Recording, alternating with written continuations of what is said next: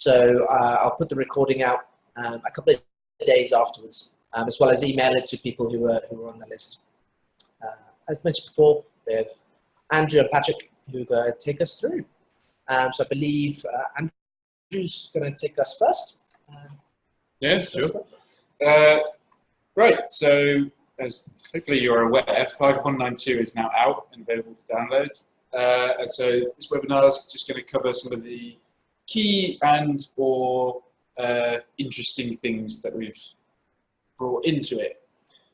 So as you can see on the screen now, that's a short list of them. So we've got JDK 11, Docker nodes, MicroProfile 2.2, JAX-WS Tracing, EJB Remote over HTTP, and login module registration.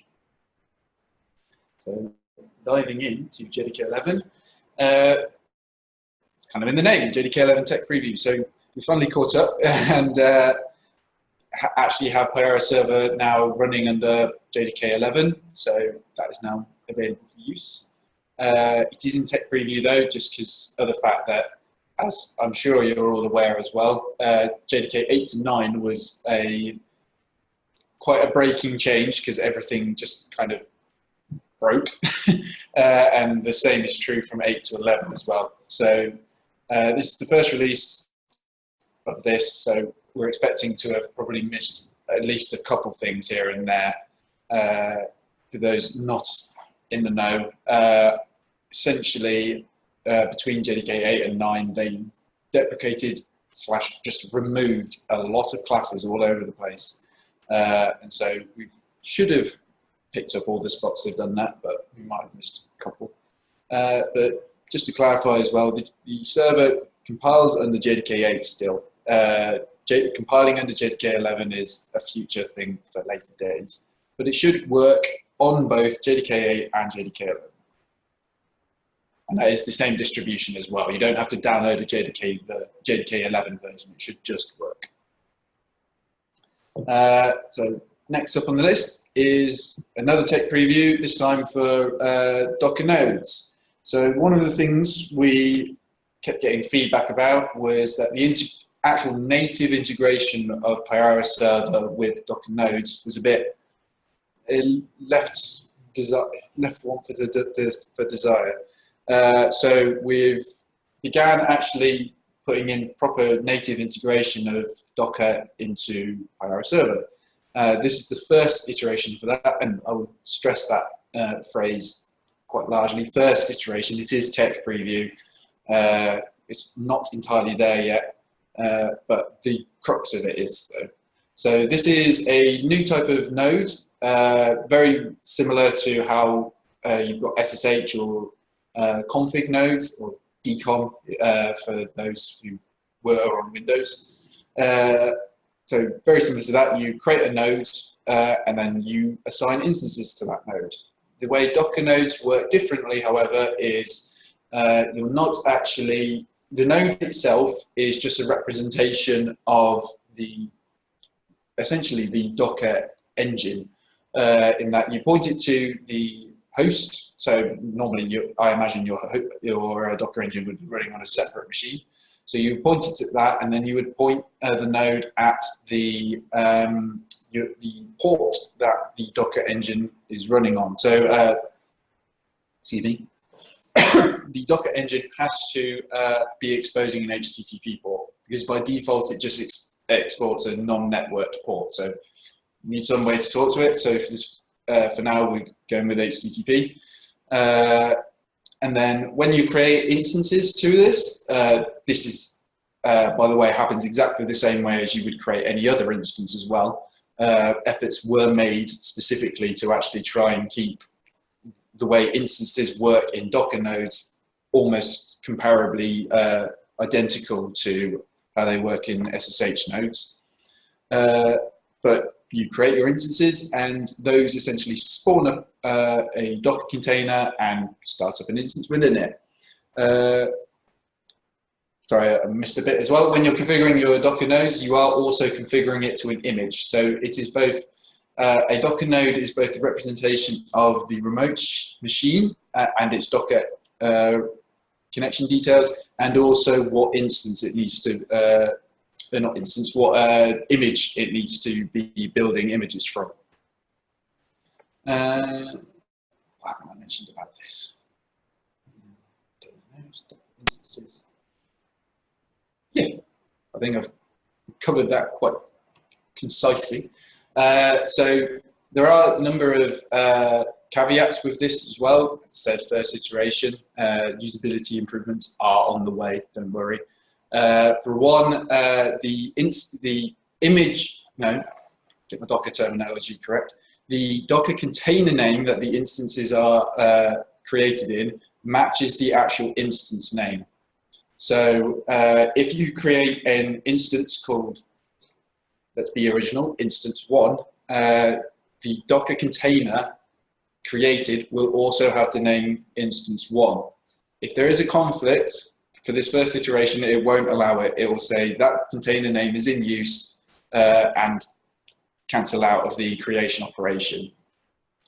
You can then either delete the, if you really want to use that container name, you can either go to the Docker engine itself and delete it from there, or you can potentially hack something together by just running the delete command if you register the instance, although that's very hacky. But the container, the lifecycle of the container is also matched to the lifecycle of the instance. So when you create the instance, that's when the container gets created. When you start the instance, that's when the container starts. If you stop the instance, that also stops the container. The container does not keep running in the background while Payara is stopped. And then finally, when you delete the instance, it will also delete the container. So the lifecycle container is as close as can be possibly made, matched up with the lifecycle of the instance. You can also configure these containers. For a start, you can actually make it use your own Docker images, but this comes with the caveat again of these custom Docker images. These need to at least roughly match our own base image that we've distributed, because Payara server is making a number of assumptions about how to connect and how to start the instance. For example, it's assuming there's an entry point script, and that entry point script has connection details for the DAS, so DAS host, DAS port, what the instance name is, and what node it's called.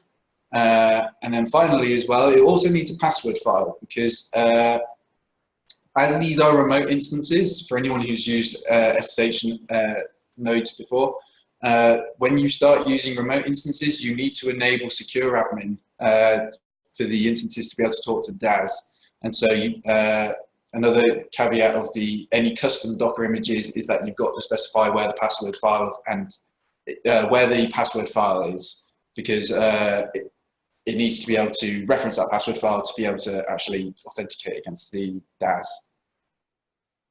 And then finally, you can also, not just the image being used, you can also configure the just general configuration of the container, so how many CPU shares, how much memory it uses. So because Payara server is communicating with Docker via the REST API, we have to map whatever config you provided Payara server to this REST API, which uses JSON. So the decision was made, rather than literally having you type out JSON on the command line or into an admin console, we would try to map these two system properties in a similar way to how the dotted names work already within Payara server. So the general structure of that is for example, if you wanted to configure how much memory a Docker container was used in the REST API, that goes under host config memory. So for system property form within Payara server, that would be docker.hostconfig.memory equals whatever. So that's roughly how that maps up. Full details are in the documentation. It's too complicated for me to literally just describe it as ad hoc. And that's that, I think. I imagine we'll probably get questions about that. So pass over to Patrick now.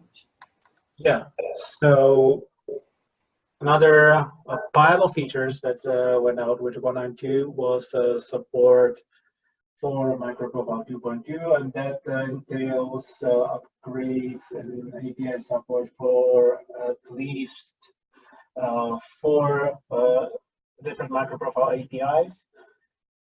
So the first one will be the REST client support, which we basically made a new implementation of in this version.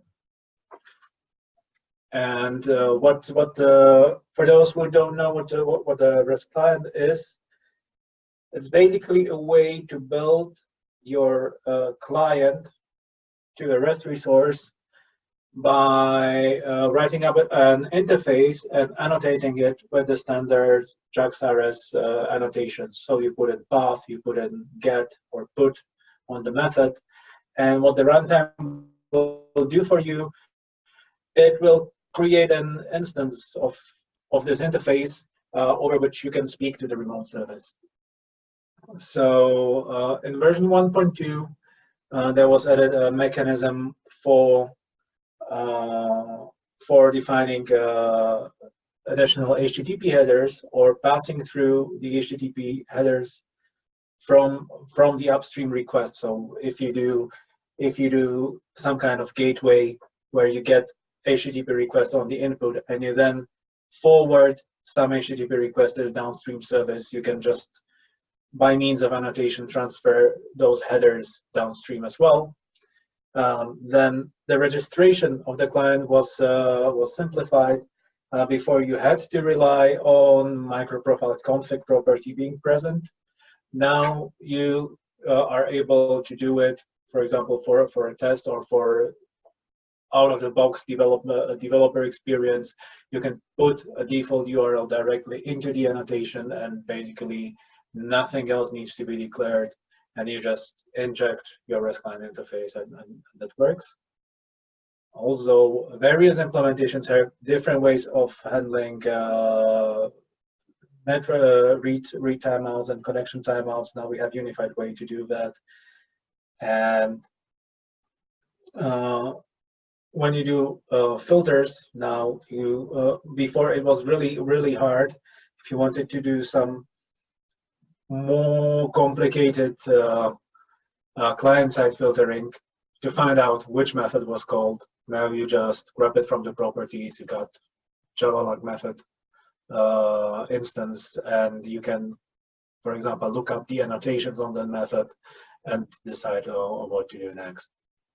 The last new feature is a smaller one. It's more relevant for us, the implementers, which allows us to register more features on the client when the client is being created. So yeah, those would be the REST client improvements we have in this release. So we can probably switch on the next feature if there are no questions. Another thing which got quite a big upgrade was fault tolerance, and this edition of the standard gives a much better semantic on how the individual annotations work together. Probably to recap, fault tolerance is a set. It's kind of declarative API that allows you to specify how to handle failures in your code. So you can specify retries. You can limit number of concurrent execution of the method. You can specify alternative mechanism when this method fails. Then another method can be called and do circuit breakers. And version 2.0 of fault tolerance brings a clear semantic on how all of these different aspects combine together. And for that, we also quite revamped the previous implementation. yeah, tested it truthfully. On top of the fault tolerance API, fault tolerance brings its own asynchronous annotation, which might not be what you need. Probably you are already using different ways of annotating your asynchronous method. Probably you are using, I don't know, managed execution services, or even asynchronous EJBs. So you can specify what other annotations signify that the method is asynchronous. You can do it over MicroProfile config in your application and basically hand over this information to fault tolerance that this method is asynchronous, even if it doesn't have the Eclipse MicroProfile fault tolerance asynchronous annotation. Also, since fault tolerance is quite often connected to handling lots of load and handling failures within running application, the configuration of the fault tolerance behavior can be now done in runtime. So if you change MicroProfile config property that will control the behavior of any of the annotations or of all of the chain of rules for fault tolerance, this configuration is applied in runtime. There can be a bit of delay, where I think up to 1 minute of delay, but then the configuration is applied in the runtime. Or if the resulting configuration is invalid because the parameters are incorrect, that is logged, and basically previous behavior is retained.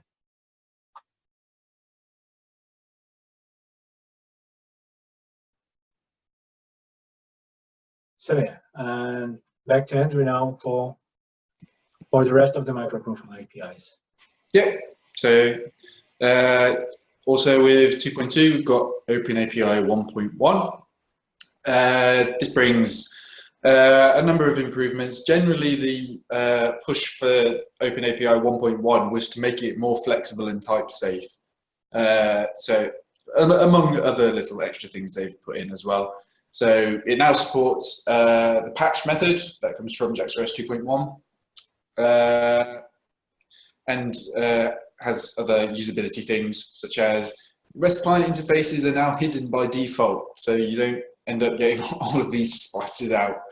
They now hide by default, and you've got factory resolver now resolvable properly, and default implementations for the builder methods. As I said, some usability improvements and other gubbins.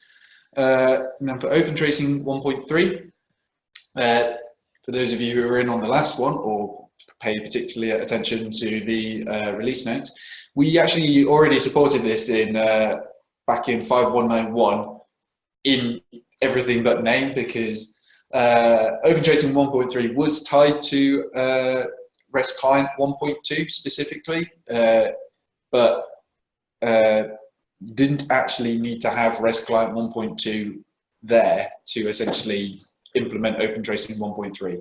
So we were 1.3 compliant in everything but name because we didn't have REST Client 1.2 at the time. Now that we've got REST Client 1.2, we are now officially Open Tracing 1.3 compliant. So what 1.3 brought on top of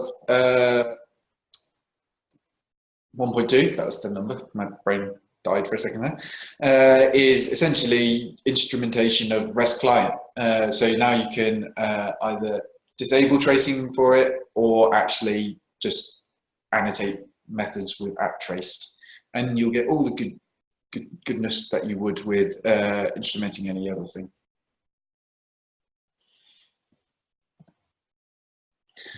So sticking on the topic of tracing, we've also improved some of the tracing involved with JAX-WS. So previously, the tracing around JAX-WS was largely automatic, and there wasn't too much information there. Now you can use the Open Tracing @traced annotation with the JAX-WS methods to trace them, and everything that's supported with Open Tracing is supported there as well. What this also means is the information actually available on those traces is also massively expanded, because we did some rejigging of how it actually does the tracing, and now there is a wealth of information now available. And that was that really. It's kind of just worked. I'm going to pass this over to Patrick, because he wrote this bit. Well, EJB Remote Invocation over HTTP, that's an interesting topic.